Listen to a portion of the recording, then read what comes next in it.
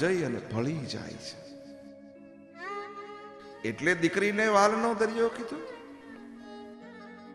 દરિયો પણ કોઈની અપેક્ષા નથી રાખતો. અમારી દીકરી પણ જીવનમાં કોઈની અપેક્ષા નથી રાખતી. પોતે જે કરેલું, પોતે જે સેવા કરે એની અપેક્ષા ન રાખે અને સેવા કરે જાય, એનું નામ દીકરી છે.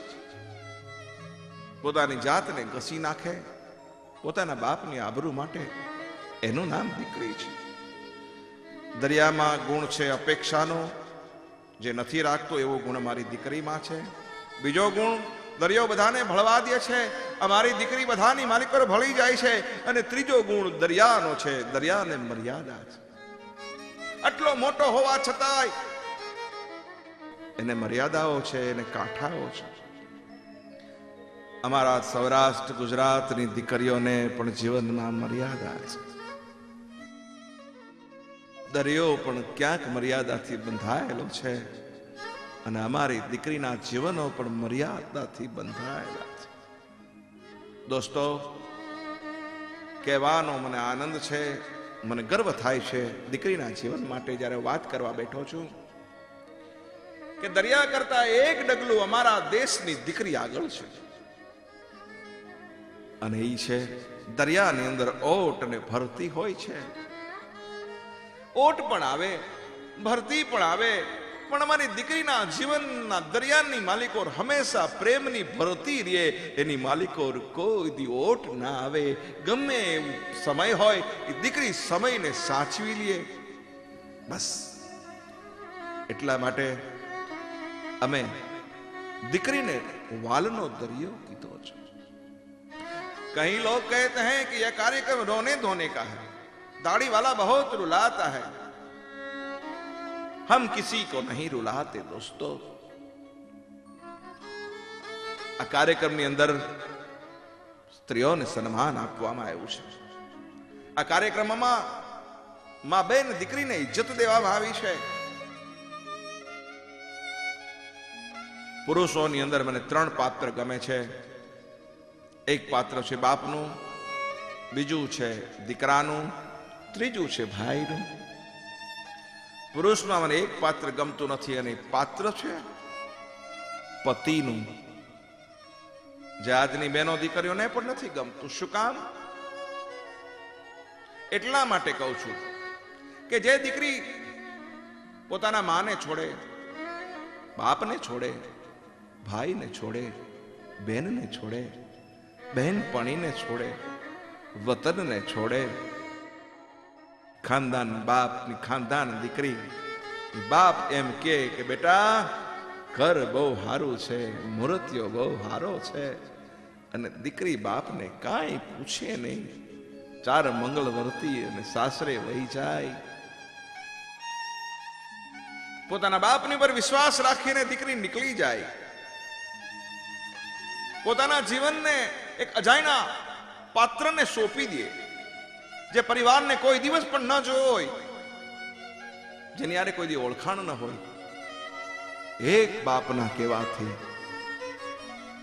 દીકરી હાલી નીકળે છે. સુખ અને દુઃખ તો પછી એના નસીબમાં જે હોય છે એને મળે છે. દોસ્તો, એક કવિએ બહુ સુંદર લખ્યું છે દીકરીના જીવનને માટે. કેવા સુકને પર્વતે આપી હશે વિદાય, કેવા સુકને પર્વતે આપી હશે વિદાય, કે નિજ ઘરથી નીકળી નદી પાછી ફરી નથી. આ જગતની 2 દીકરીઓ એવી છે કે પિયરમાંથી નીકળ્યા પછી કોઈ દી સાસરા તરફ આવી નથી. એક છે સરિતા એટલે કે નદી, અને બીજી છે જનકપુરની જાનકી સીતા. એવી દીકરી પરણીને સાસરે આવે, એને એમ કે પતિ મારો છે, પણ એ પણ માવડીઓ નીકળે. લગ્ન પછી દીકરીને 4 વસ્તુ મળે. શું? પતિ તરફથી પહેલા તો વડકા. સવારના પોરમાંથી શરૂ થાય, તને આ નથી આવડતું, તને આ નથી આવડતું, તું આવી છો, છોકરા રાખતા નથી આવડતા, ઘર ગંધારું રાખે છે, તને રસોઈ કરતા નથી આવડતી, છતાં બિચારી હસતા હસતા સહન કરે.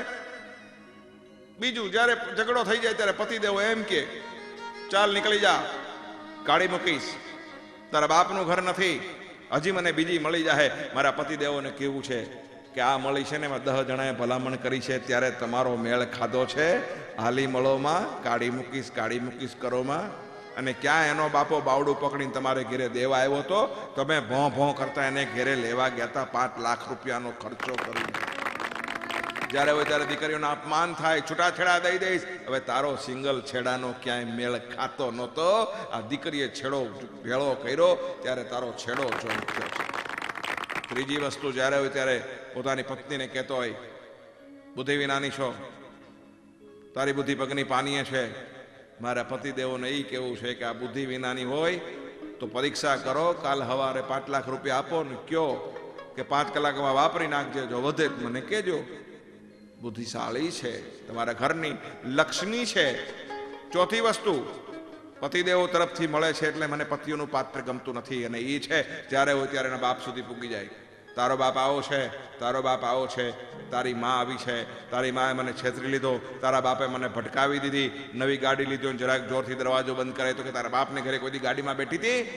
હવે આપણી 3 પેઢીમાં કોઈ દી ગાડીઓ હતી, એના પગલે તો ગાડી આવી છે. ટૂંકમાં મારો કહેવાનો ભાવ, દીકરીઓને સન્માન આપવાનો કાર્યક્રમ એટલે દીકરી વાલનું તરિયું. આવો દોસ્તો, આપની લાગણી સાથે કાર્યક્રમ રજૂ કરું છું, દીકરી વાલનું તરિયું. દીકરી છે દરિયો વાલનો, દીકરી છે દરિયો વાલનો.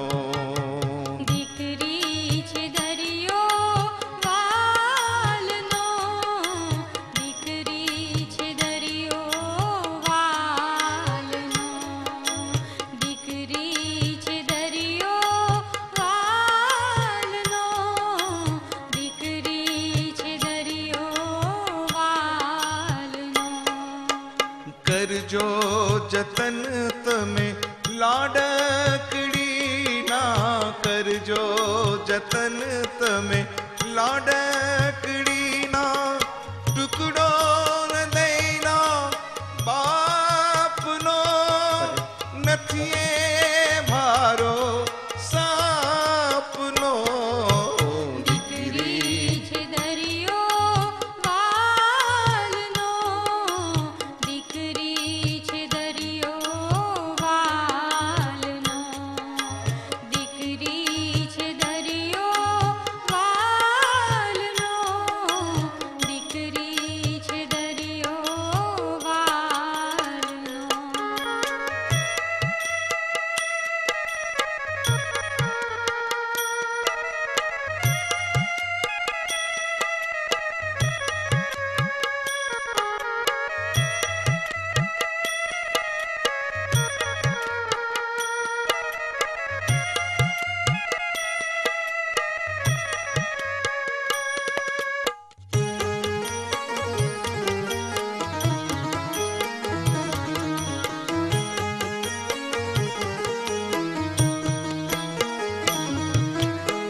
કરજો જતન તમે લાડકડી ના, કરજો જતન તમે લાડકડી ના, ટુકડો હૃદયના બાપનો.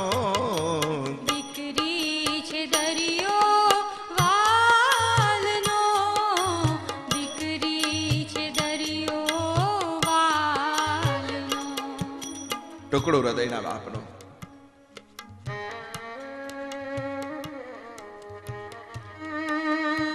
દીકરો અને દીકરી,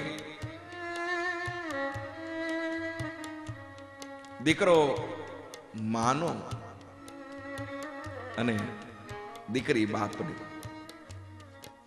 દીકરો છે ને એ માને વાલો હોય અને દીકરી છે ને એ બાપને વાલી હોય. ઘરની માલિકો જ્યારે કઈ ઝઘડો થાય ત્યારે દીકરો છે ને એ માનો પક્ષ લે અને દીકરી છે ને એના બાપનો પક્ષ લે. બાપ ને દીકરી ખૂબ જ વાલી છે. શું કામ? એને પુરુષની જ્યારે માનું મૃત્યુ થાય, માં જીવતી હોય ત્યારે સુખના દિવસો હોય, અને જ્યારે માનું મૃત્યુ થાય પછી પુરુષના જીવનની માલિકો દુઃખના દિવસો આવે. એને